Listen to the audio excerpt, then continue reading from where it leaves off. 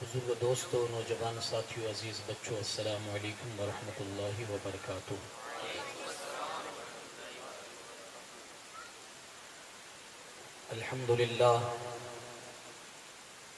الحمدللہ رب العالمین والعاقبۃ للمتقین، والصلاة والسلام علی سید الانبیاء والمرسلین وعلی آلہ الطیبین واصحابہ الطاہرین اجمعین، اما بعد۔ اعوذ باللہ من الشیطان الرجیم، بسم اللہ الرحمن الرحیم۔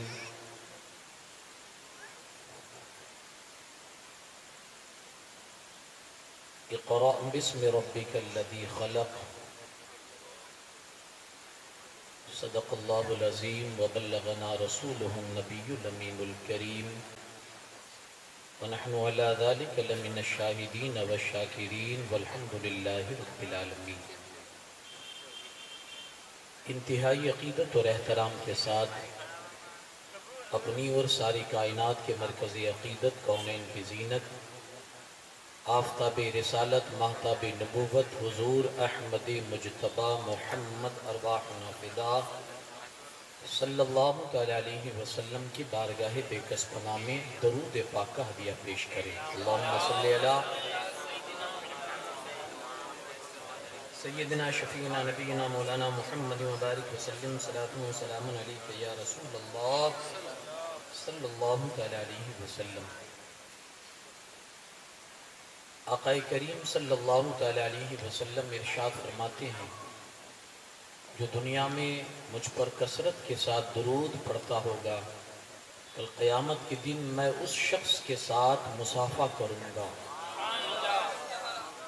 اسی شوق اور اسی جذبے کے ساتھ ایک بار اور جی لگا کر پڑھیں، اللہم صلی علی سیدنا شفیعنا نبینا مولانا محمد کما تحب و ترضی بی ان تصلی علیہ، صلاۃ و سلام علیک یا رسول اللہ صلی اللہ علیہ وسلم۔ حضور کے آمد کا تذکرہ اور حضور کی تشریف آوری کے وقت کے حالات کا جو منظر کسی شاعر نے اپنے اشعار میں کہا ہے، عرض کرتا ہے کہ آقا کریم صلی اللہ تعالیٰ علیہ وسلم آپ کی جب تشریف آوری ہوئی، اس وقت عرب کے جو حالات تھے اور انسانیت کے اوپر ایک کلنگ تھی، دھبا تھی، تو اسی کی منظر کشی کرتے ہوئے شاعر کہتا ہے، جب حضور علیہ السلام اس خاکدانہ گیتی پر تشریف لائے تو آپ کے آنے سے کائنات میں کیا بہار آئی اور حالات کس طرح سے سدھرے۔ شاعر کہتا ہے، کسر باقی نہ رکھی بزم امکان جگمگانے میں، کسر باقی نہ رکھی بزم امکان جگمگانے میں، عرب میں چاند نکلا چاندنی پھیلی سارے زمانے میں، عرب میں چاند نکلا چاندنی پھیلی سارے زمانے میں، کسی شے کی تمنا ہی نہیں ہم کو زمانے میں، مدینہ لکھ دیا جائے ہمارے آب و دانہ میں۔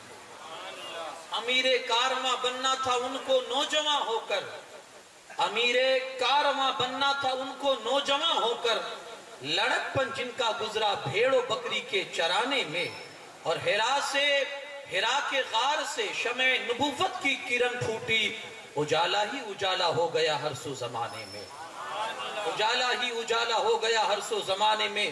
اتر کر ہرا سے سوئے قوم آیا، ایک نسخہ کیمیا ساتھ لایا، مسح خاک کو جس نے کندن بنایا، کھرا اور کھوٹا الگ کر دکھایا، جو خود نہ تھے راہوں پہ اوروں کے ہادی بن گئے، کیا نظر تھی جس نے مردوں کو مسیحا کر دیا، کیا نظر تھی جس نے مردوں کو مسیحا کر دیا۔ ایک بار اور جی لگا کر بارگاہ رسالت مآب صلی اللہ علیہ وسلم میں درود پاک پڑھے، اللہ رب محمد صلی اللہ علیہ وسلم، نحن عباد محمد صلی اللہ علیہ وسلم دائما ابدا ابدا۔ حضرات، سب سے پہلی وہ آیت کریمہ جو اللہ پاک نے قرآن پاک میں ہم امت کی ہدایت کے لیے نازل فرمائی، اسی آیت کو میں نے آپ کے سامنے تلاوت کی ہے۔ آج اسی کے حوالے سے میں چند باتیں آپ کے سامنے رکھنے کی کوشش کروں گا۔ سب سے پہلے میں نبی پاک صلی اللہ علیہ وسلم کی تشریف آوری سے پہلے کے جو حالات تھے اس کی ایک تصویر آپ کے سامنے رکھوں گا، اور اس وقت جو حالات سے ہم اور آپ دو چار ہیں ان حالات کی ایک تصویر آپ کے سامنے رکھوں گا، اور ان حالات کو تبدیل کیسے کیا جا سکتا ہے، اور حضور علیہ السلام نے آ کر حالات پر کیسے کنٹرول پایا، اس چیز کو بھی آپ کے سامنے عرض کروں گا۔ ہمارے اور تمہارے آقا صلی اللہ تعالی علیہ وسلم کی تشریف آوری سے قبل کے جو حالات تھے، آپ ایسے سمجھیے کہ حالات اس قدر سنگین تھے اور ظلم و تشدد کے بازار اس قدر گرم تھے کہ انصاف اور آسائش اور نرمی کی تو کوئی بات کرتا ہی نہیں تھا۔ جس کے پاس تھوڑی سی طاقت ہوتی وہ اپنے ماتحت اور اپنے سے کمزور پر جس قدر چاہتا ظلم کرتا تھا۔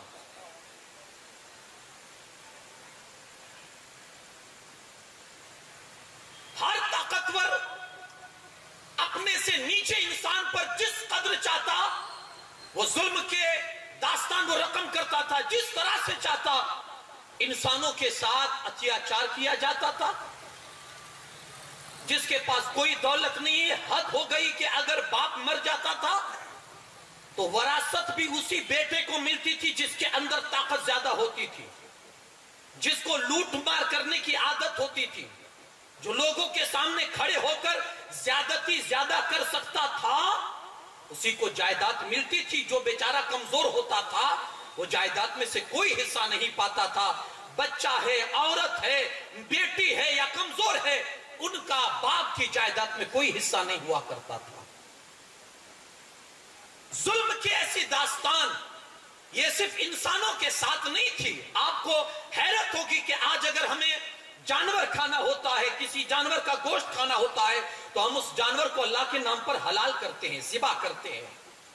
ان لوگوں کی درندگی کا حال آپ دیکھیں کہ اگر انہیں کسی جانور کا گوشت کھانا ہوتا تھا، مثال کے طور پر اگر اس کے بازو کا گوشت کھانا ہے تو جیتے جانور کے بازو میں سے تھوڑا سا گوشت کا ٹکڑا کاٹ لیتے اور اسی کو فرائی کر کے کھا لیتے تھے۔ انہیں جانوروں کی بھی اذیت اور تکلیف کا انہیں احساس نہیں تھا۔ اگر مکمل جانور کھانا ہوتا تو جانور کو باندھ کے اسے ایسے ہی زندہ آگ میں ڈال کر بھون لیا کرتے تھے، پھر وہ تڑپے چاہے مرے، ان سے انہیں کوئی مطلب نہیں ہوتا تھا۔ صورت ایسی ان لوگوں نے بنا ڈالی تھی۔ آپ کو حیرت ہوگی کہ انسان ہونے کے باوجود انسان کہنا بھی ان کے لیے، اگر آپ ان کی زندگی کو دیکھیں گے، شرم کی بات ہوتی تھی کہ کس لحاظ سے اور کس اینگل سے انہیں انسان کہا جائے۔ انسان ہو کر درندوں جیسی زندگی گزارتے تھے۔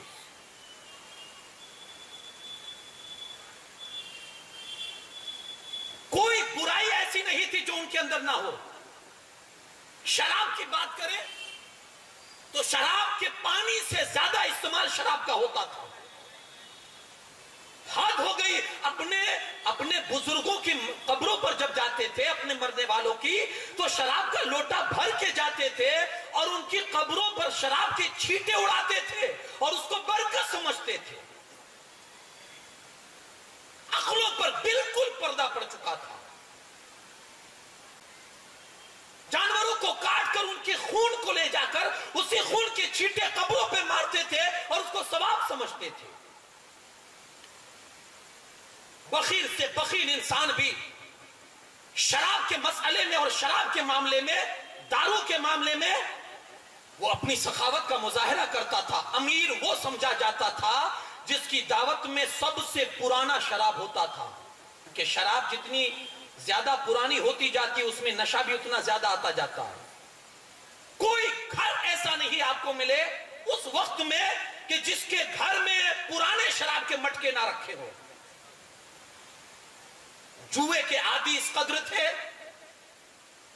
کہ رقم تو ہار جاتے تھے, اپنی بیویوں کو بھی جوئے میں ہار جاتے تھے, بیویوں کے سودے لگا لیتے تھے جوئے کے اندر. بت پرستی کا حال یہ تھا کہ حضرت ابراہیم اور حضرت اسماعیل علیہ السلام نے خانہ کعبہ کو اللہ کی عبادت کے لیے بنایا تھا, لیکن ان ظالموں نے اس میں جا کر اپنے اپنے نام کا اتنے بت جمع کیے کہ 1 2 نہیں 10 15 نہیں 360 بت اس اللہ کے پوتر گھر کے اندر انہوں نے جمع کر دیے تھے. پیٹ نہیں بھرا, اتنے سے بھی پیٹ نہیں بھرا, تو انہوں نے کیا کر لیا, ہر بندہ اپنے جیب میں اپنا ایک خدا لے کر گھومتا تھا, جہاں ضرورت پڑی نکالا اور اس کو سامنے رکھ کے اسی سے کچھ مانگ لیا, اسی کی پرستش کر لی, اسی کی پوجا کر لی. اتنے عقیدے کے کمزور اور اتنے گھٹیا عقیدے والے بن چکے تھے. سفر میں جاتے تھے تو 2 2 بت کو اپنے ساتھ میں لے کر جاتے تھے. پھر یہ بھی چھوڑ دیا انہوں نے, اب بغیر بت کے جا رہے ہیں. جب کبھی ارادہ ہوا تو کسی بھی پتھر کو اٹھا لیا اور اس کو پوجنا شروع کر دیا. پھر جب روٹی بنانی ہوتی تھی اسی پتھر کا چولہا بنا کے پھر اس پر روٹی بنایا کرتے تھے. عجیب ذہنیت, عجیب مینٹالٹی, عجیب سوچ تھی ان لوگوں کی کہ کس لحاظ سے انہیں پہنچا جائے. اور غصے میں اتنے ہوتے تھے کہ اپنے خدا کو بھی نہیں بخشتے تھے. جب غصے میں آ جاتے تھے تو جس خدا کو پوجتے تھے وہ اس کو بھی گالی گلوچ کر دیتے تھے. امرؤ القیس عرب کا بہت بڑا شاعر گزرا ہے, اس کے باپ کو کسی نے مار ڈالا تو اس نے بدلہ لینے کا سوچا کہ چلو اپنے باپ کے خون کا بدلہ لیا جائے.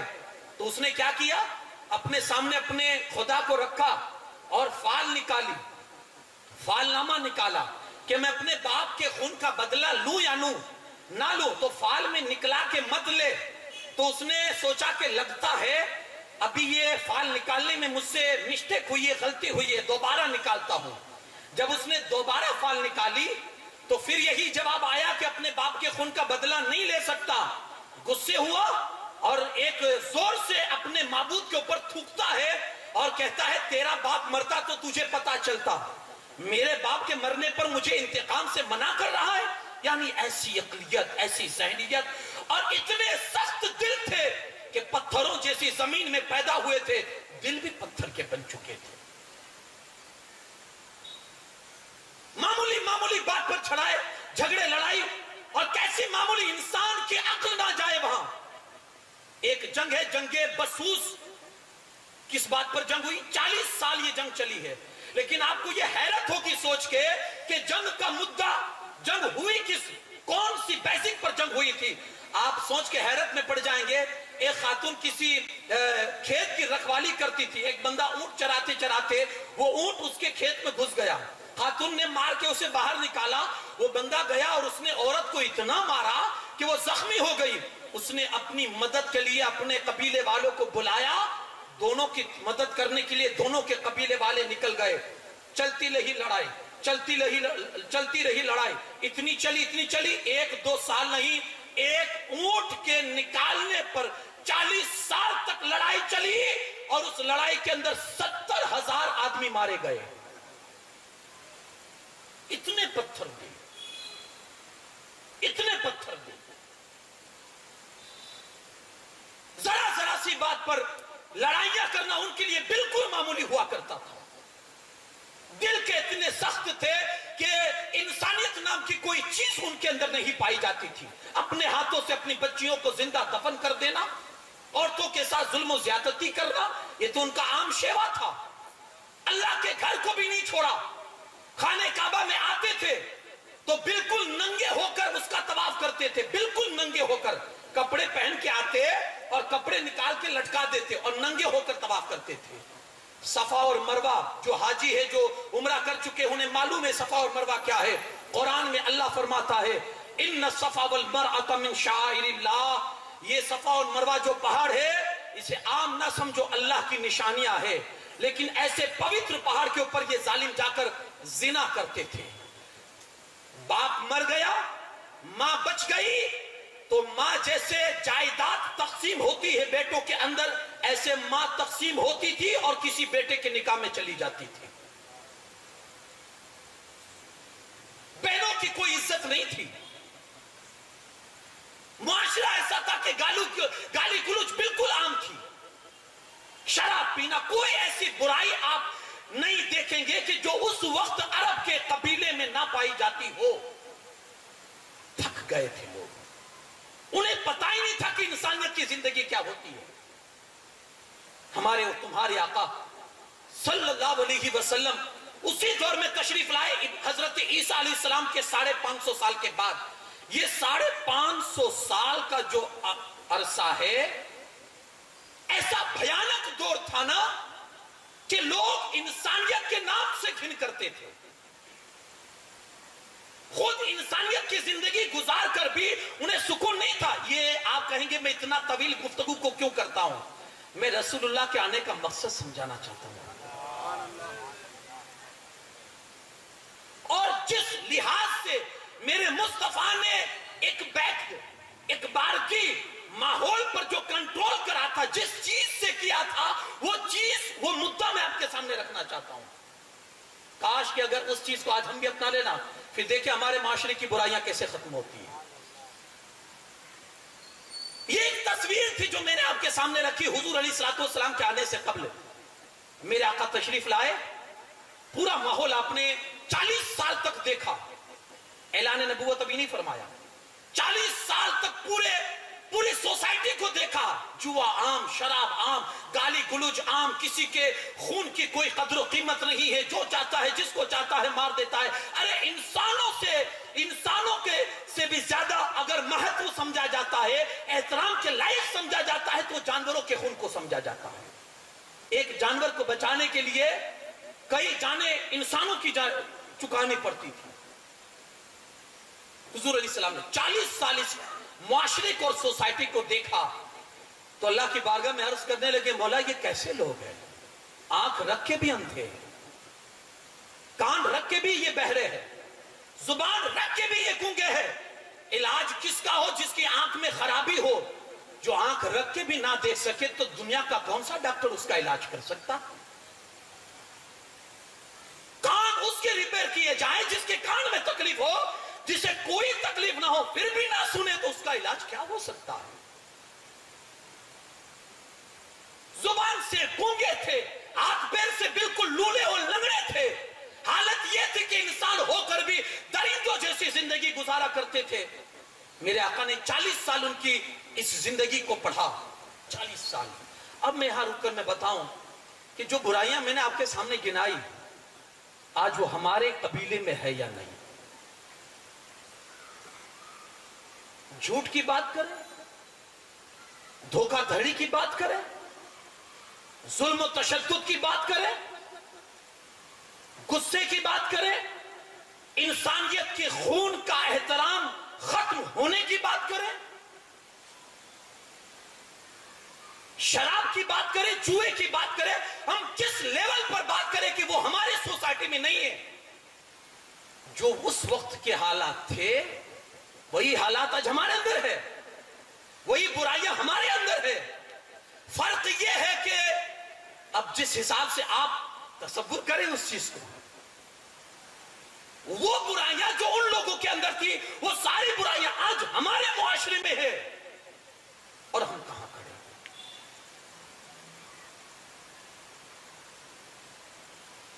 اس قدر ان کے اندر برائیوں نے وجود اور جنم لے لیا تھا کہ اللہ رب العزت اس قدر ناراض ہوا ان سے کہ باران رحمت کو روک لیا. بارش رک گئی، زمین سوکھ گئی، ندیاں سوکھ گئی، یہاں تک کہ زمین اتنی سوکھی کہ زمین میں دراڑیں پڑ گئی. لیکن وہ لوگ اپنے گناہوں سے باز نہیں آئے. اس قدر بھیانک ماحول جب اللہ کے رسول صلی اللہ علیہ وسلم نے دیکھا تو جانتے ہیں حضور نے کیا کیا؟ غار حرا میں گئے، کچھ روٹیاں لی ساتھ میں، غار حرا میں گئے. 1 دن 2 دن کئی دن تک حضور نے اپنی بھٹکی ہوئی امت کے سدھار کے لیے اللہ سے دوا مانگا. بولا علاج دے کوئی. آج حضور علاج لینے گئے غار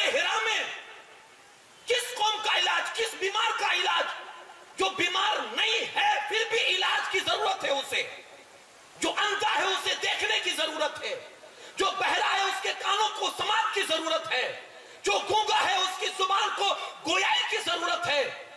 اس قدر وہ بیمار ہے. اللہ کے رسول صلی اللہ علیہ وسلم غار حرا میں پہنچے، کئی دن تک اللہ کی بارگاہ میں دعا کرتے رہے، مولا کچھ تو علاج دے، میری قوم اندھی ہو چکی ہے، وہ آنکھیں رکھ کے بھی نہیں دیکھ سکتی ہے، میری قوم گونگی ہو چکی ہے، زبان رکھ کر بھی نہیں بول سکتی ہے، میری قوم بہری ہو چکی ہے، کان رکھ کر بھی نہیں سن سکتی ہے. اتنے دنوں تک جب رسول پاک صلی اللہ علیہ وسلم نے اپنے خدا سے دوائی مانگی، علاج مانگا، جانتے ہو اللہ کی طرف سے علاج کیا ملا؟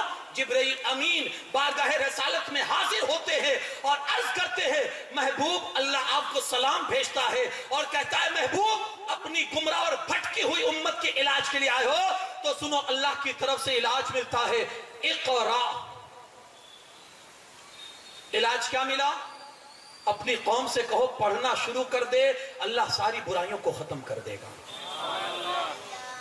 سب سے پہلا علاج ملا. جی ہاں، بڑی ذمہ داری سے کہہ سکتا ہوں کہ تعلیم ہی وہ چیز ہے جو سماج سے ساری برائیوں کو مٹا سکتی ہے. فقط تعلیم. اور اسی چیز کو ہم نے چھوڑ دیا ہے. اللہ کے رسول صلی اللہ علیہ وسلم نے 40 سال معاشرے کو پڑھا، علاج لینے گئے. علاج کیا ملا؟ علم. اقرا. 78,000 قرآن کے اندر الفاظ ہے، لفظ 78,000. اس میں سب سے پہلا لفظ جو نبی کے دل پر اترا ہے وہ علم ہی کا ہے. ایجوکیشن، تعلیم، علم. اگر آپ میں نہیں ہے کسی برائی سے آپ کبھی نہیں بچ سکتے. آج بہت باتیں ہو گئی، بہت دعوے ہو گئے. اگر آپ چاہتے سماج کی گندگیاں دور ہو، سماج میں سے برائیاں ختم ہو، لوگ صحیح معنوں میں زندگی کا ایک بہترین پلیٹ فارم چن سکے، ایک ہی علاج ہے، اپنے بچوں کو تعلیم سے آشنا کرو، پڑھاؤ اپنے بچوں کو. ہمارے لیے بہت رونے جیسی بات ہے، آج جو قوم کی سب سے پہلی تعلیم علم تھی، جس قوم کے لیے اللہ کی طرف سے سب سے پہلی چیز ملنے والی علم تھا، آج وہی علم ہمارے بیچ سے کل عدم نہ کے برابر ہو چکا ہے. اور یہی سبب ہے کہ آج ہم دنیا کی نظروں میں کس جگہ پر کھڑے ہیں. یہی سبب ہے. مجھے یاد پڑتا ہے کہ علامہ اقبال یورپ کے دورے پر جب گئے، دل کے کانوں سے کھول کے سنیے گا ذرا اور اپنی بے بسی پر روئیے گا. ہم یہ نہیں کہتے کہ آپ اپنے بچوں کو دینی اور دنیاوی تعلیم سے دور رکھیں، صرف دینی تعلیم نہیں، ہر فیلڈ میں ہمارا بچہ آگے ہونا چاہیے، ہر فیلڈ میں. جی ہم جب کسی فیلڈ میں اپنے بچے کو آگے دیکھتے ہیں نا تو صحیح مانیے اور یقین کیجئے دل خوش ہو جاتا ہے کہ اللہ تیرا شکر ہے کہ ہمارا بندہ اس فیلڈ میں آگے ہے. چاہے کسی بھی فیلڈ میں ہو، ڈاکٹری لائن میں ہو، انجینئرنگ لائن میں ہو یا کسی بھی لائن میں ہو، جب اپنا بندہ دیکھتے ہیں دل باغ باغ ہو جاتا ہے کہ اللہ پاک ان کے ماں باپ کو لمبی عمر دے کہ انہوں نے اپنے بچے کو تعلیم سے آراستہ کر کے اس فیلڈ میں لا کر کھڑا کیا ہے. پڑھائیے، بس ایک ہی علاج ہے. آقا کریم صلی اللہ علیہ وسلم وہاں جب اتنے بڑے بڑے کنڈم مجرم جو اس دور میں تھے، ان سارے مجرموں کا علاج کیا ملا؟ ایک علم. پڑھاؤ محبوب، پڑھاؤ محبوب، پڑھاؤ. اور اس پڑھانے نے ان کے دلوں کو، پتھر دلوں کو ایسا موم کر دیا کہ جو خود نہ تھے راہوں پر اوروں کے ہادی بن گئے. کیا نظر تھی جس نے مردوں کو مسیحا کر دیا.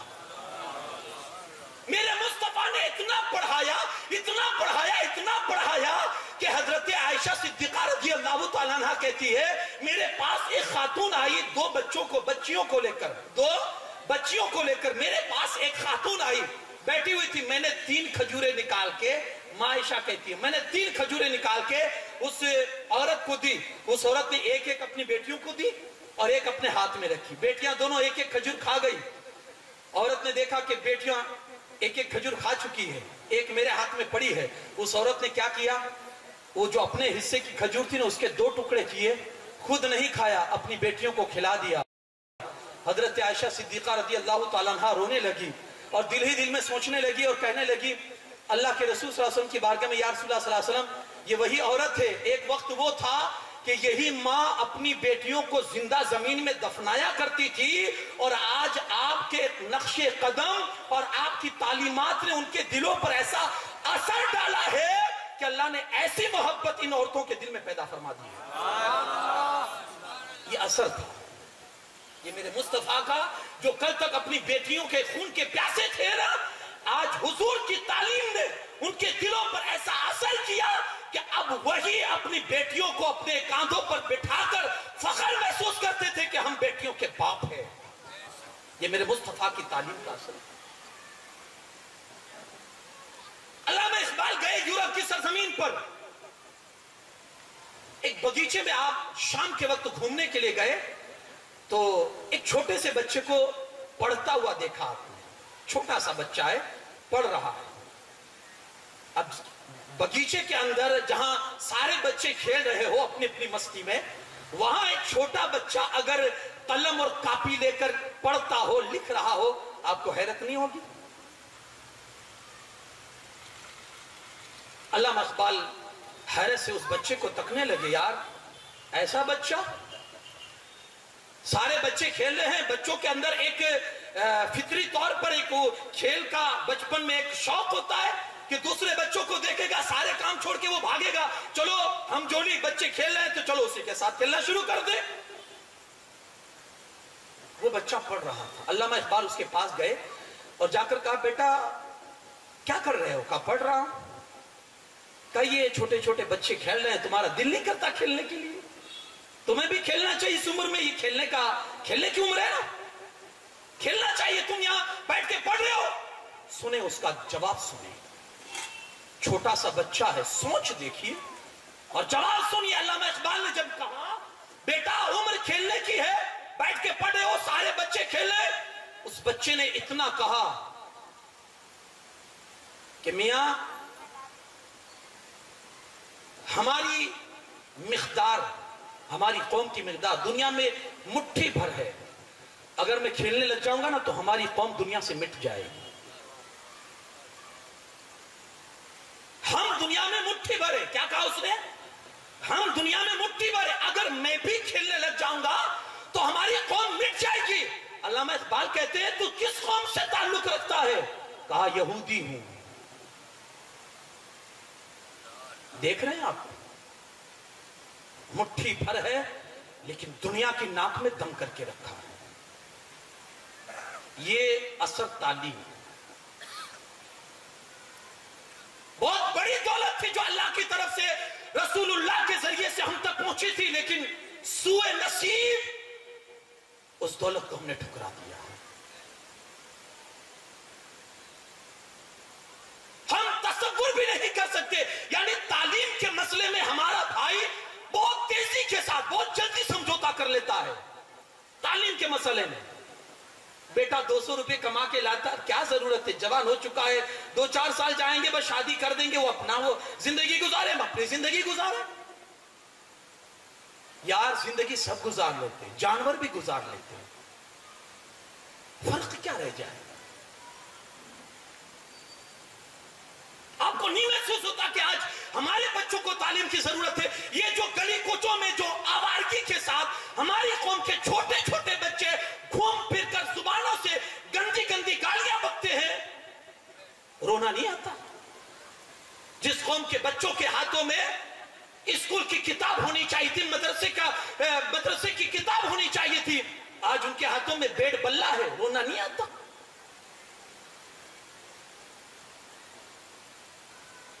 پڑھائیے. اگر چاہتے ہیں کہ اپنے بچوں کا بھوشیہ کچھ سنورے، مستقبل اچھا ہو، پڑھائیے. ایک ہی کام کیجئے، پڑھائیے. جتنا پڑھائیں گے اللہ پاک اتنا ہی آپ کی اولاد کے مستقبل کو سنوار دے گا. پڑھائیے. اور میرے آقا صلی اللہ علیہ وسلم کو سب سے پہلا جو علاج ملا اللہ کی طرف سے، اقرا، محبوب اپنی قوم کو پڑھائیے. ان کے اندر انقلاب آپ کو نظر آئے گا. حضور تشریف لائے، اسی قرآن کی آیتوں کے ذریعے آپ نے لوگوں کو سدھارنا شروع کیا، لوگوں کو سدھارنا شروع کیا. ایک وقت وہ آیا کہ جو لوگ کل تک دوسروں کے خون کے پیاسے تھے آج وہی دوسروں کی زندگیاں بچاتے نظر آ رہے ہیں۔ مجھے یاد پڑتا ہے حضرت عمر فاروق اعظم کی بارگاہ میں ایک بندے کو دو بھائی پکڑ کے لے کر آئے اور آ کر کہتے حضور اس نے ہمارے باپ کو مار ڈالا ہے، ہمیں بدلہ چاہیے۔ حضرت عمر فاروق اعظم نے اس بندے سے پوچھا تو نے اس کے باپ کو مارا ہے؟ عرض کرتے ہاں۔ کہا اتنا جلدی جرم قبول کر لیا؟ کہا حضور کیا کروں، اس کا باپ اپنے اونٹ کو لے کر میرے کھیت میں آیا تو میں نے اس سے کہا کہ تھوڑا دور لے جاؤ اپنے اونٹ کو، وہ نہیں سمجھا تو میں نے پتھر مارا تاکہ یہ ہٹ جائے، تو اتفاق سے پتھر اس کے سر میں لگا اور وہ مر گیا۔ میرا ارادہ مارنے کا نہیں تھا، ڈرانے کا تھا، لیکن اب وہ مر چکا ہے تو اب میں کیا کر سکتا ہوں، میں بدلہ دینے کے لیے تیار ہوں۔ حضرت عمر فرماتے تو جانتا ہے اس کا بدلہ کیا ہے؟ تیری گردن اڑا دی جائے گی اس کے بدلے میں۔ کہا حضور منظور ہے، لیکن میری ایک شرط ہے۔ کہا کیا؟ کہا حضور میرے بیوی بچے ہیں بیابان میں اور ان کا میرے اور اللہ کے سوا کوئی آسرا نہیں ہے، مجھے آپ اجازت دیجئے میں اپنے بیوی بچوں کو کہہ کے آؤں کہ مجھے مار دیا جائے گا، کیونکہ ان کو معلوم نہیں ہے کہ ابھی مجھے قتل کر دیا جائے گا، آپ صرف اجازت دیجئے میں بس چھوڑ کے انہیں کہہ کر بس آ جاؤں گا۔ حضرت عمر فاروق اعظم فرماتے ہیں کہ میں تجھے جانتا نہیں ہوں، تو کون ہے؟ یہاں جتنے لوگ بیٹھے کوئی تجھے نہیں جانتا، تیری گارنٹی کون لے گا کہ تو واپس آئے گا بھی؟ ضمانت تو کوئی ہونی چاہیے، تو چلا گیا نہیں آیا تو میں کیا کر لوں گا، اور ان دونوں بچوں کو جواب کون دے گا؟ اس نے کہا حضور یقین کیجئے میں آ جاؤں گا۔ کہا گارنٹی کے لیے ضمانت کے لیے کوئی بندہ اگر تیرا کھڑا کر تو میں تجھے جانے دوں گا۔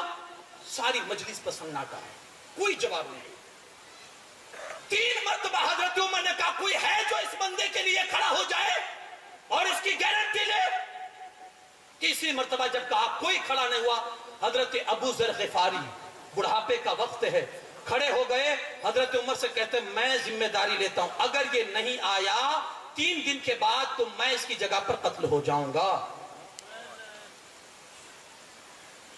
یاد کیجئے وہ دور کہ تھوڑی تھوڑی سی بات پر جانوروں کے لیے جو انسانوں کے خون کے پیاسے تھے، رسول اللہ نے کیسی تعلیم فرمائی تھی، کیسی تربیت فرمائی تھی کہ آج دوسرے کے لیے جس کو جانتے نہیں ہیں، پہچانتے نہیں ہیں، کوئی پہچان نہیں ہے، اس کی جان کو بچانے کے لیے اپنی جان کی بازی لگا رہے ہیں۔ یہ رسول اللہ کی تعلیم کا اثر تھا۔ کھڑے ہو گئے، حضرت عمر کہتے ہیں ابو ذر اس کو جانتے ہو؟ کہا نہیں۔ کہا پھر بھی کھڑے ہو گئے؟ کہا حضور اس کے چہرے پر جو ایمان کی علامت ہے نا، اس کے ایمان کی علامت مجھے کہہ رہی ہے کہ بندہ جھوٹ نہیں بولتا، سچ بولتا ہے، یہ ضرور واپس آئے گا۔ ایمان کی روشنی بھی تو کچھ ہوتی ہے نا یار۔ بڑا افسوس ہوتا ہے جب مسلم کسی سے دھوکہ کرتا ہے،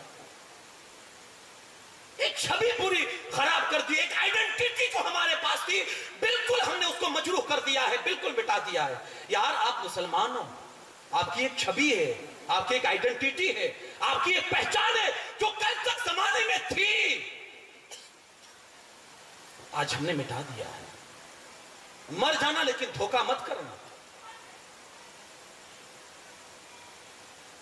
آپ کو معلوم ہے اس سے ہمارے نبی صلی اللہ علیہ وسلم کو کس قدر تکلیف ہوتی ہے؟ مجھے یاد پڑتا ہے کہ دلی کی جامع مسجد میں ایک انگریز ٹورسٹ پر آیا، جامع مسجد میں گیا، ایک بھکاری بیٹھا ہوا تھا، مسلمان فقیر تھا، مانگ رہا تھا بھیک، تو اس انگریز نے اپنے بٹوے میں سے کچھ رقم نکالی، اس فقیر کو تھمائی اور چل دیا، اپنا راستہ لے لیا۔ اتفاق سے وہ بٹوا ڈالنے گیا، پاکٹ جو تھا وہ اپنے جیب میں ڈالنے گیا، نیچے گر گئی۔ وہ فقیر کی نظر پڑی، جب تک فقیر بلا تھا کب تک وہ انگریز بہت آگے نکل چکا تھا۔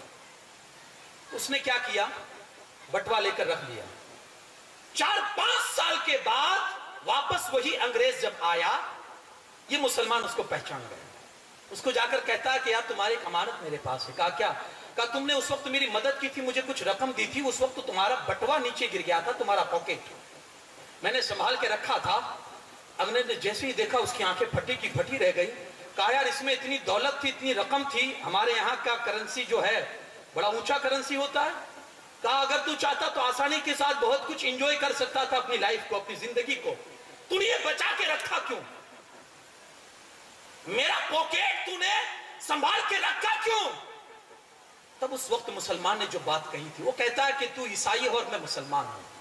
کل قیامت کا دن ہوگا جب اگر میں تیرا پاکٹ چرا لیتا، رکھ لیتا، دھوکہ دے دیتا، تجھے بتاتا نہیں، میں رکھ لیتا، کل قیامت کا دن ہوتا، تیرے نبی عیسیٰ علیہ السلام میرے رسول کی بارگاہ میں آتے اور آ کر کہتے کہ اے رسول اللہ صلی اللہ علیہ وسلم، تمہارے امتی نے میرے امتی کا بٹوا رکھ لیا تھا، میرے مصطفیٰ کو تکلیف ہوتی، اپنے رسول کو اس تکلیف سے بچانے کے لیے میں نے تیرے بٹوے کی حفاظت کی تاکہ میرے رسول کو آ کر تیرے رسول کچھ کہہ نہ سکے اور میرے رسول کا عزت سے سربلند ہو جائے. زندگی میں یہ ہمیشہ آپ خیال رکھنا کہ کبھی کسی کے ساتھ اس طرح سے اسلام کے معاملات میں کبھی کسی کے ساتھ دھوکہ دھڑی مت کرنا، رسول اللہ کا دل زخمی ہو جائے گا. حضرت عمر فاروق اعظم نے ابو ذر غفاری سے کہا آپ تیار ہو؟ کہاں تیار ہو؟ وہ بندہ چلا گیا. 3 دن ہوئے، شام کا وقت ہو گیا، مجلس لگی ہوئی. حضرت عمر فاروق اعظم نے کہا ابو ذر غفاری وہ بندہ آیا نہیں، سورج ڈوبنے والا ہے، چند لمحے باقی. ابو ذر غفاری کی بھی سانس تھوڑی بڑی ہو چکی ہے کہ اب کیا ہوگا، ابھی تک بندہ آیا نہیں ہے. اس نے کہا تو تھا، اس کے چہرے پر سے لگتا نہیں تھا کہ وہ جھوٹ بول رہا ہوگا. حضرت ابو ذر غفاری تیار ہو گئے کہ چلو اب تو مرنا ہی پڑے گا. لیکن سورج ڈوبنے میں چند لمحے باقی تھے کہ ایک نعرے تکبیر کی آواز بلند ہوئی اور وہ بندہ حضرت عمر فاروق اعظم کی بارگاہ میں حاضر ہوتا ہے. حضرت عمر دیکھ کر چونک گئے، کہا اے آنے والے اجنبی، تجھے یہاں کوئی نہیں پہچانتا تھا، کسی کے پاس تیرا پتہ نہیں تھا کہ وہ تجھے ڈھونڈ کر لاتے، اس کے باوجود بھی تو آ کیوں گیا؟ تو اس نے جو جواب دیا تھا وہ کہتا ہے حضور میرے دل میں ایک ہی بات تھی کہ اگر میں اس طرح سے دھوکہ دھڑی کروں گا تو لوگوں کا کسی پر سے اعتماد اٹھ جائے گا، پھر وہ کسی کے لیے کبھی مدد کرنے کے لیے کھڑے نہیں ہوں گے، بھروسہ اٹھ جائے گا. اس لیے میں وعدے کو پورا کرنے کے لیے کہ مسلمان ہوں، مسلمان کے اندر وعدہ پورا کرنے کا یہ جذبہ ہوتا ہے، اس لیے میں آ گیا. حضرت ابو ذر غفاری سے حضرت عمر فاروق اعظم فرماتے تم اسے جانتے نہیں تھے، کھڑے کیوں ہو گئے؟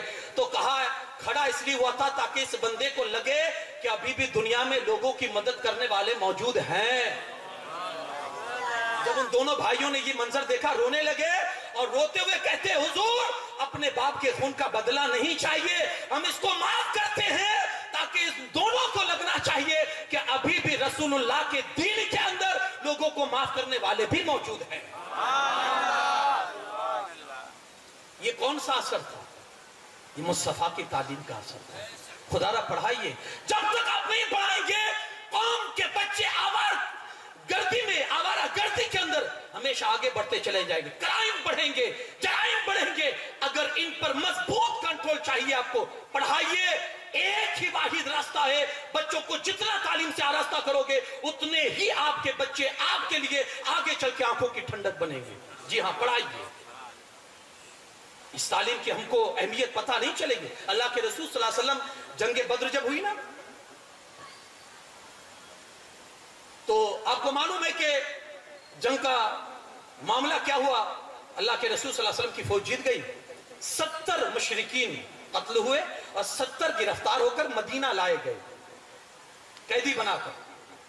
اب اللہ کے رسول صلی اللہ علیہ وسلم نے صحابہ سے مشورہ کیا کہ ان کے ساتھ کیا سلوک کیا جائے. تو حضرت ابو بکر صدیق رضی اللہ تعالیٰ عنہ نے عرض کی یا رسول اللہ صلی اللہ علیہ وسلم ان سے رقم لی جائے، ان کو چھوڑ دیا جائے. حضرت عمر سے پوچھا گیا تو کہا ان کو سب کو لائن سے کھڑا کیا جائے اور سب کی گردن اڑا دی جائے. اب سب صحابی اپنے اپنے حساب سے مشورہ دے رہے. اخیر میں ججمنٹ حضور علیہ السلام نے یہ سنایا کہ جس کے پاس رقم ہو رقم دے کر وہ چھوٹ سکتا ہے، آزاد ہو سکتا ہے. تو کچھ لوگ غریب بھی تھے جن کے پاس رقم نہیں تھی، انہوں نے کہا ہمارے پاس رقم نہیں ہے. جانتے ہیں حضور نے ان کا فدیہ کیا مقرر کیا؟ اللہ کے رسول صلی اللہ علیہ وسلم فرماتے ہیں میری قوم کے 10 بچوں کو پڑھنا لکھنا سکھا دو تم آزاد. سمجھے یار، اہمیت سمجھے علم کی. حضور دشمن کو چھوڑ رہے ہیں کس بات پہ؟ میرے بچوں کو 10 بچوں کو ایک آدمی 10 بچوں کو پڑھنا لکھنا سکھا دے، کیونکہ رسول اللہ جانتے تھے یہ بچے پڑھنا لکھنا سیکھ جائیں گے نا تو ایسے ہزاروں پر بھاری ہو جائیں گے. ہمارے بچے آج یہ جو گلیوں میں چیختے ہیں نا اس کا سبب کیا جانتے ہیں؟ اندر سے کھوکھلے ہیں. اور چیز جتنی کھوکھلی ہوتی ہے نا اتنی اس کی آواز بلند ہوتی ہے. ڈھول آپ نے دیکھا ہے نا اندر سے خالی ہوتا ہے نا اس لیے چیختا زیادہ ہے, اس کی آواز زیادہ ہوتی ہے. اتنی تعلیم دو کہ بچہ تعلیم کے وزن سے جھک جائے, خاموش ہو جائے, کیونکہ جتنی تعلیم زیادہ ہوگی نا بچے کے اندر خاموشی اتنی آئے گی. آپ کسی کے بھی کیریکٹر کو لے لیجئے, کسی بھی انسان کے, آپ کو دکھے گا جو زیادہ نالج والے ہوتے ہیں, جن کے پاس ایجوکیشن ہوتا ہے, جو گریجویٹ ہوتے ہیں, جو تعلیم یافتہ ہوتے ہیں, جو اپنے وقت کے بڑے عالم علماء ہوتے ہیں نا, ہمیشہ آپ ان کو خاموش دیکھیں گے. کیوں؟ علم کا وزن ان کو خاموش کر دیتا ہے.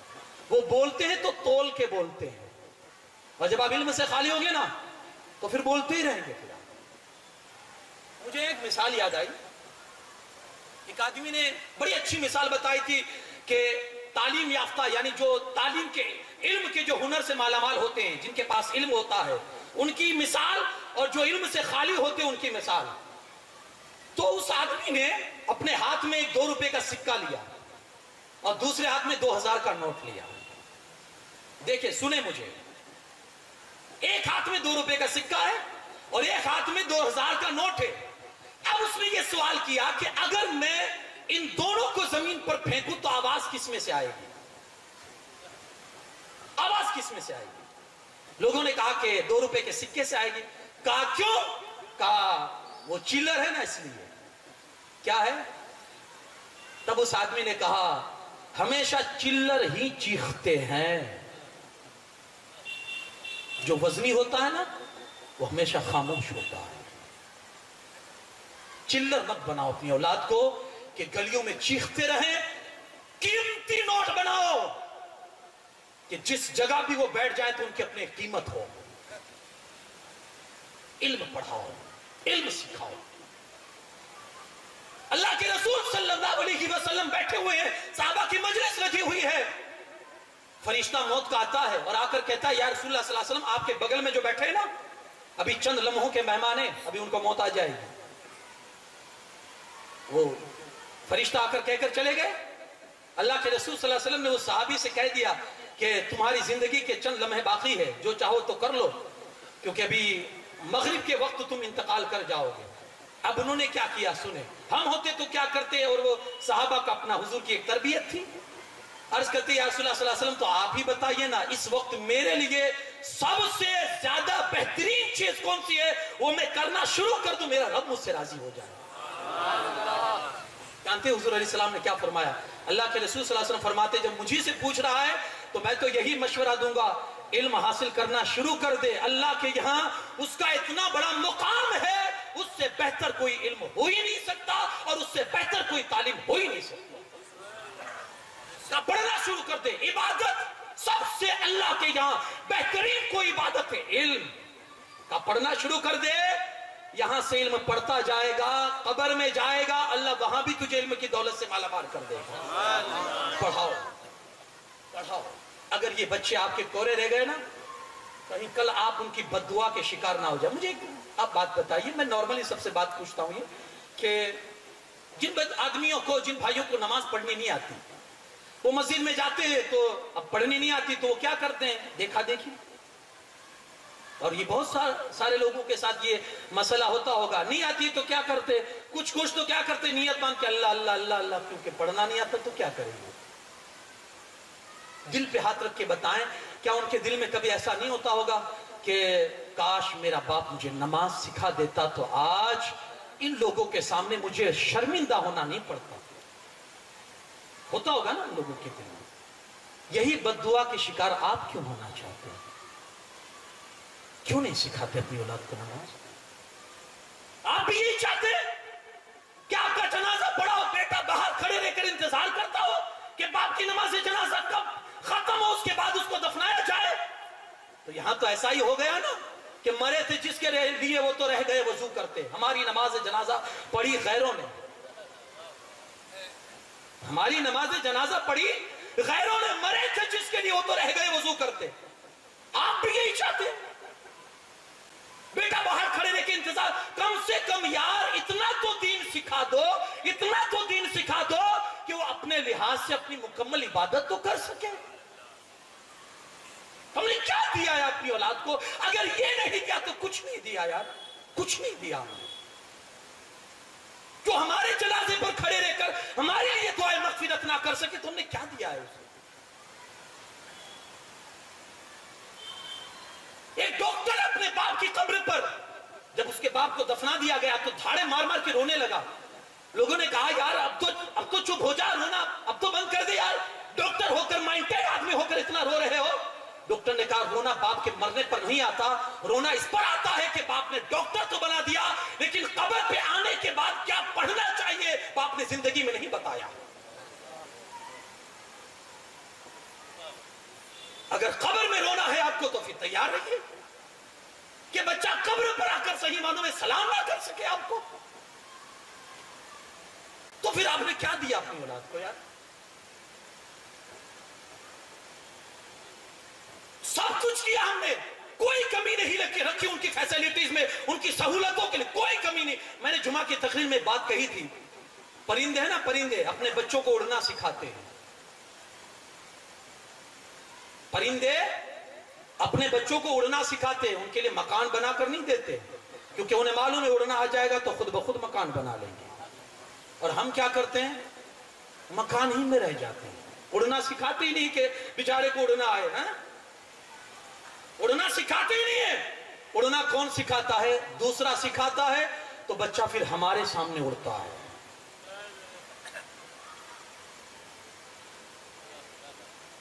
سوچئے، اگر آپ کو اپنی اولاد سے محبت ہے، ایک محبت یہ بھی ہے کہ آپ اس کا بھوشیہ سوچیں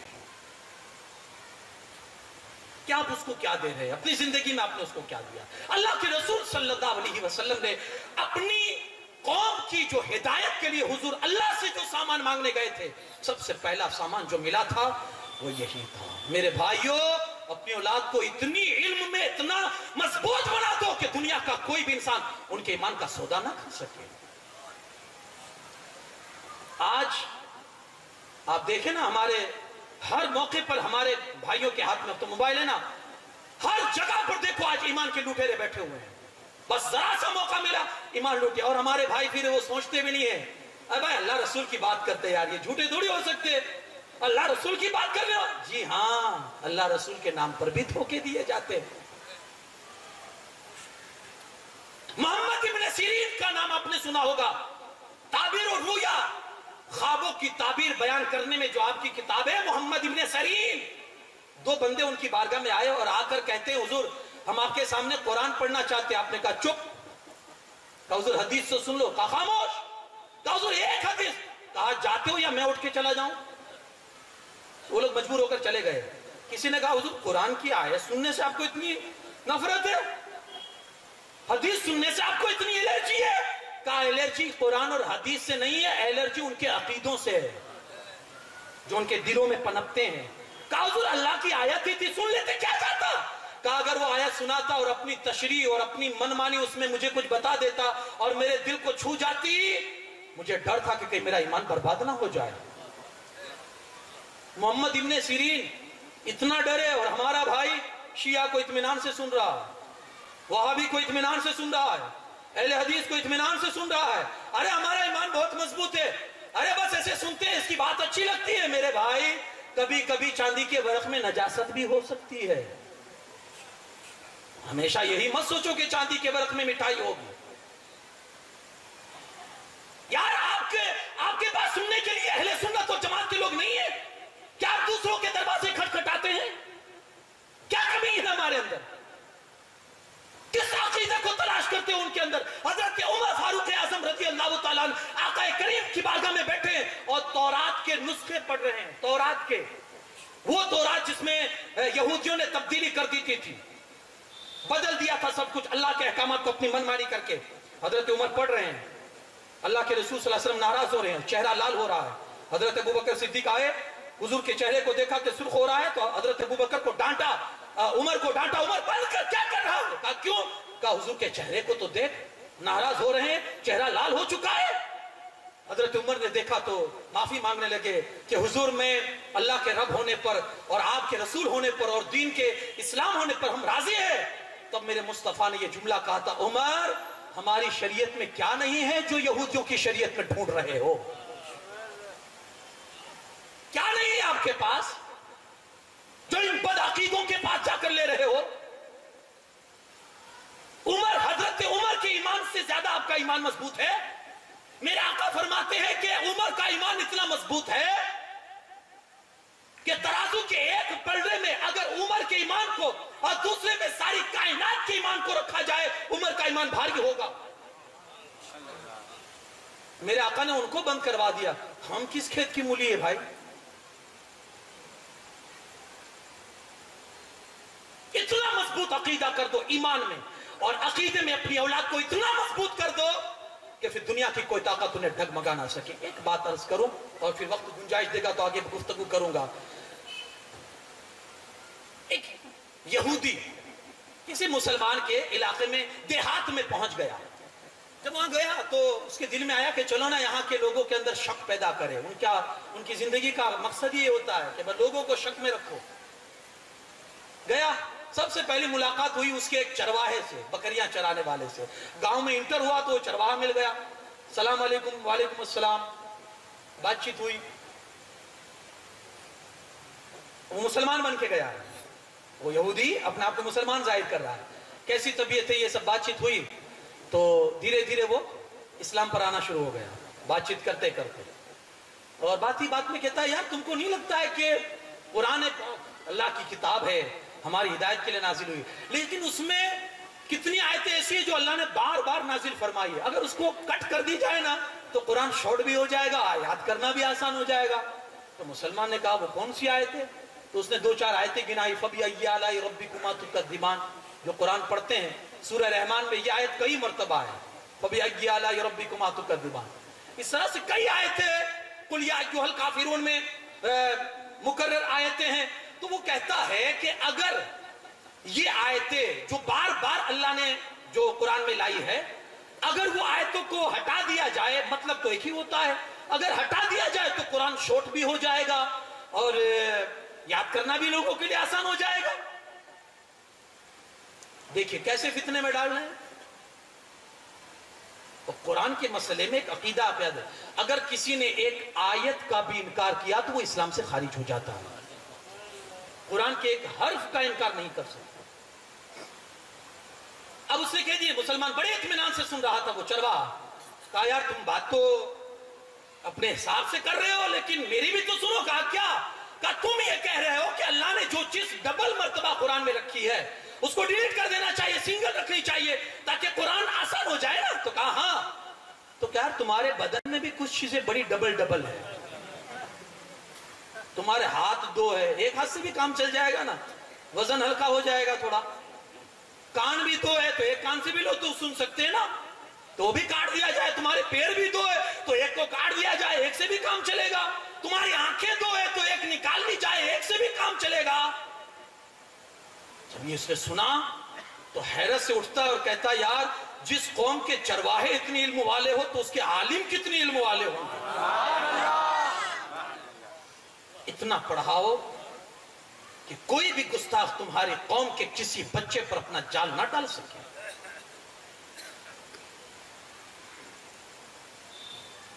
ایک ہی واحد علاج، پڑھاؤ۔ اب اس سے بڑھ کر ہماری قوم کے لیے اور کیا زبو حالی ہو سکتی ہے کہ آج جس قوم کی سب سے پہلی تعلیم ہی تھی علم پڑھنا، آج اسی معاملے میں ہم بالکل پیچھے ہو چکے ہیں۔ خدا را اس میدان میں آگے آئیے اور اس قدر آپ تعلیم اپنی اولاد کو دیجیے کہ پھر وہ اپنا ایمان بھی بچا سکے، اپنا بھوشیہ بھی سدھار سکے۔ اور سب سے پہلے ایک چیز ضرور یہ کہوں گا، آپ کچھ بھی بنائیے اپنی اولاد کو، جتنی آپ تعلیم دلوا سکتے ہیں آپ تعلیم دلوائیے، لیکن سب سے پہلے انہیں مسلمان بنائیے، سب سے پہلے انہیں مسلمان بنائیے۔ تربیت بہت ضروری ہے۔ آپ یہ سمجھ کے انہیں نہ چھوڑ دیں ابھی بچہ ہے، ابھی کون سے اس نے جوانی کی گل دیکھے، نہیں میرے بھائی، بچپن ہی سے تربیت کا آغاز ہوتا ہے، بچپن ہی سے۔ آپ جب تعلیم سے انہیں گورا رکھیں گے نا تو پھر یہ اندھی عقیدتوں میں پڑ جائیں گے اور ان کے عقیدے کا کوئی معیار نہیں ہوگا، پھر یہ جہاں بھی چاہیں گے اپنے عقیدے بیچتے نظر آئیں گے۔ خدا ان کو تعلیم دیجیے۔ انہیں مت کورا رکھیے، ورنہ یہ ہر جگہ پر اپنی عقیدتوں کے سوداگر بن جائیں گے، ہر جگہ پر. اور آج ہی ہو رہا ہمارے ساتھ. مجھے وہ لطیفہ یاد آتا ہے، شاید میں نے آپ کے سامنے کبھی بیان کیا ہو. یہ ہنسی کی بات نہیں ہے لیکن اس میں ہمارے لیے عبرت ہے کہ ایک کمبھار گدھا بیچ رہا تھا اپنا. بادشاہ کی سواری وہاں سے گزری تو دیکھا کہ گدھا بیچ رہا ہے. کہا کتنے میں بیچ رہے ہو؟ کہا 50,000 میں. کہا یہ بوڑھا گدھا جس کی کوئی ویلیو نہیں ہے، جو کام کے لائق نہیں ہے، تم 50,000 میں بیچ رہے ہو؟ کہا ہاں. وزیر نے بادشاہ سے جا کر کہا تو بادشاہ نے کہا اس سے پوچھے اس میں خوبی کیا ہے کہ یہ 50,000 میں بیچ رہا ہے. تو بادشاہ نے جب یہ پوچھا تو وہ دیہاتی جو تھا وہ کہتا ہے اس کی خوبی ہے کہ جو اس پر بیٹھ جاتا ہے نا اس کو مکہ مدینہ دکھائی دیتا ہے. اب اندھی عقیدت دیکھیے آپ، اندھ شدہ جس کو کہتے ہیں، اندھ شدہ آج ہمارے اندر کٹ کٹ کے بھری ہوئی ہے نا. ہم تو اپنے بھائیوں کے حوالے سے بھی اس معاملے میں بہت کمزور ہو چکے ہیں، ہے نا. وہاں یہ دکھ رہے تھے تو وہاں وہ ہو رہا تھا، تو وہاں میں کھل کے نہیں بولنا چاہتا ہوں. آپ عقل سلیم اللہ نے آپ کو دیا، آپ سمجھ سکتے ہیں، لیکن یار اتنی آپ کی عقل مر چکی ہے. آخر کیا ضرورت ہے کسی ولی کو آپ کو آ کر دکھانا؟ ولی کرامت کو ظاہر نہیں کرتے، ولی کرامتوں کو چھپاتے ہیں. یہ اللہ ہوتا ہے کہ ان کے مرتبوں کو اس طرح سے ظاہر فرما دیتا ہے. کوئی ولی اپنی کرامت ظاہر نہیں کرتا. تو اس نے کہا اس کی خاصیت ہے جو بھی بیٹھتا ہے اسے مکہ مدینہ دکھائی دیتا ہے. تو بادشاہ نے کہا اگر تو سچا ہے تو میں تجھے 50,000 بھی دوں گا اور انعام بھی دوں گا، لیکن اگر جھوٹا ہوا نا تو گردن اڑا دوں گا. اب وزیر کو بادشاہ نے کہا پہلے تو ٹرائی کر. وزیر بیٹھا، جیسے بیٹھنے لگا نا تو وزیر کے کان میں جا کر کہتا ہے کہ جو گنہگار ہوتا ہے نا اس کو نہیں دکھائی دیتا. جو گنہگار ہوتا ہے نا، اب اپنے آپ کو گنہگار کون بنائے گا؟ وزیر جیسے بیٹھا، بادشاہ نے پوچھا کیا دکھائی دیتا ہے؟ تو کہا الحمدللہ مکہ مدینہ دکھائی دیتا ہے. کیونکہ اب اپنے آپ کو گنہگار تو نہیں کہہ سکتا تھا کہ میں گنہگار ہوں. بادشاہ نے کہا ہٹ، تو مجھے بیٹھنے دے، میں بھی ٹرائی کرتا ہوں. بادشاہ بیٹھ گیا. بادشاہ بیٹھنے کے لیے جیسے قریب ہوا، واپس اس دیہاتی نے جا کر کہا بادشاہ سلامت، جو گنہگار آدمی ہوتا ہے اسے نہیں دکھائی دیتا ہے. اب بھلا بادشاہ جب وزیر نے اپنے آپ کو ظاہر نہیں کیا تو بادشاہ اپنے آپ کو کیسے گنہگار ظاہر کرے گا؟ تو بادشاہ جیسے بیٹھا نا، بادشاہ کہتا وزیر تو بھی کچا ہے، تجھے صرف مکہ مدینہ دکھائی دے رہے تھے، مجھے تو مکہ مدینہ اور جنت بھی دکھائی دے رہی ہے. اب کیا تھا؟ لوگ ٹوٹ پڑے بادشاہ کے ساتھ. کوئی اس کے بالوں کو کھینچ رہا ہے، کوئی چمڑی کو کھینچ رہا ہے گدھے کی. بیچارہ وہی گدھے کو آدھا کر دی. تبرک جو ہے یہ اندھی عقیدت، اور یہی ہمارے ساتھ ہو رہا ہے. کیوں؟ علم کی کمی. علم نہیں ہے، اس لیے آپ ہر جگہ اپنی عقیدتوں کو بیچ رہے ہیں. اور آپ کی عقیدت اتنی کمزور ہو چکی ہے کہ ہر کوئی آپ کے ساتھ کھلواڑ کر رہا.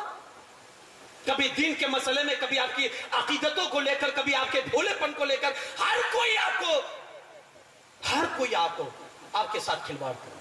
خدا را علم سیکھیے اگر چاہتے ہیں کہ دنیا میں سرخ روئی کے ساتھ آپ جیے اور سرخ روئی کے ساتھ آپ دنیا میں جی کر اپنا کوئی مقام بنا سکے. اگر علم نہیں ہے تو پھر ایسے یہ در بدر کی ٹھوکریں ہمارا مقدر رہے گی اور اسی طرح سے ذلیل اور خوار ہو کر ہم زندگی گزارتے ہیں. اگر چاہتے ہیں سماج کی گندگیاں دور ہو، علم کو عام کرو، مدرسوں کو عام کرو، کالجز کو عام کرو. ہمارے لیے یہ ساری چیزیں ہمارے پاس سب کچھ ہے کھانے کے لیے، اگر نہیں ہے تو ہمارے پاس علم نہیں. تو کسی نے بڑی پیاری بات کہی تھی کہ جس قوم کے اندر جوتے بڑے بڑے کانچ کے شو روم میں بکتے ہو اور کتابیں فٹ پاتھ پہ بکتی ہو، اس قوم کو کتابوں سے زیادہ جوتوں کی ضرورت ہے. خوش کے ناخن لیجئے، پڑھیے اور پڑھائیے. پڑھنے کی کوئی عمر نہیں ہوتی ہے. صحابہ کرام میں جب رسول اللہ صلی اللہ علیہ وسلم نے اپنا مدرسہ شروع کیا تھا نا تو 100 سال کے اوپر صحابہ بھی اس میں بیٹھ کر رسول اللہ کے سامنے علم حاصل کر رہے تھے. اور زمانے نے دیکھا کہ وہی لوگ جو کل تک خود کی زندگی صحیح معنوں میں نہیں گزار سکتے تھے، رسول اللہ نے قرآن کے ذریعے سے ان کو ایسا آراستہ کیا، ان کی ایسی تربیت فرمائی کہ آج وہی ہمارے لیے رہبر اور رہنما بن چکے ہیں. اللہ پاک کہنے سننے سے زیادہ عمل کی توفیق عطا فرمائے. وآخر دعوانا ان الحمدللہ رب العالمین. السلام علیکم.